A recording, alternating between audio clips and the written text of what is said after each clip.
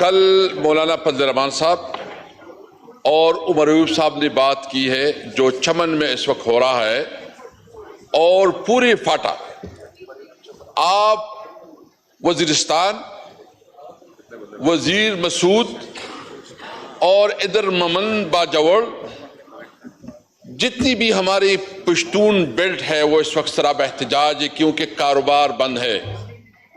بدامنی کی لہر بہت تیزی سے آگے بڑھ رہی ہے اور مجھے ڈر یہ ہے کہ یہ ایک خوفناک صورتحال کا سامنا ہے ہمیں.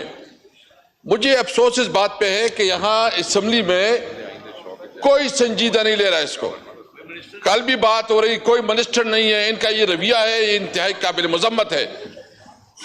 اس وقت آپ کو میں یہ بات فلور آف دا ہاؤس کہنا چاہتا ہوں کہ اگر وفاقی حکومت نے جو لوگ دھرنوں پہ بیٹھے ہیں جن لوگوں کے کاروبار متاثر ہوئے ہیں اور جو لوگ اس وقت احتجاج کر رہے ہیں اس کے ساتھ سیریس بیٹھک نہیں کی تو یہ حالات اس حد تک پہنچ جائے گی کہ کسی کی کنٹرول میں نہیں ہوگا.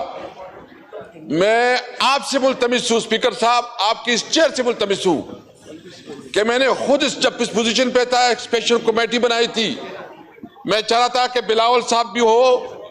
اس وقت یہ سارا جو کچھ ہو رہا ہے بلوچستان میں پیپل پارٹی کی حکومت ہے. میں مطالبہ کرتا ہوں کہ آپ چیف منسٹر کو کمیونیکیٹ کروا دے اور بتا دے کہ چمن کے لوگوں کے ساتھ بات کرو. اس کے اوپر گولیاں نہ برساؤ اس کے اوپر ڈنڈے نہ برساؤ ان کے ساتھ بات کرو. میں مطالبہ کرتا ہوں وفاقی حکومت سے کہ جو ادھر وزیرستان اور مسعود اور یہ سارے ٹرائبل ایریا کے لوگ بیٹھے ہیں ان کا کاروبار بند کیا گیا ہے ان کے لیے ایک پارلیمانی کمیٹی بنائے. مہربانی کرے سیریس اس پہ ٹپ لے.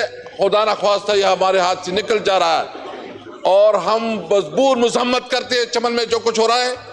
اور اس وقت جتنی بھی ہمارے قبائلوں کے ساتھ جو ان کے فنڈ روکے گئے ہیں جو ان کا کاروبار بند کیا گیا ہے اور ان کا سارا انحصار افغانستان کے تعلقات پہ میں ان لوگوں سے جو فیصلے کرتے ہیں میں ان سے مطالبہ کرتا ہوں خدا را ہمارے اس سرزمین پہ رحم کرے. بہت ہو گیا. ہم مزید جنگ و جدل برداشت نہیں کر سکتے. ہم امن چاہتے ہیں. ہمیں بندوق و بارود نہیں چاہیے. ہمیں قلم و کتاب اور اپنے بچوں کے لیے روزگار چاہیے. Thank you. شکریہ.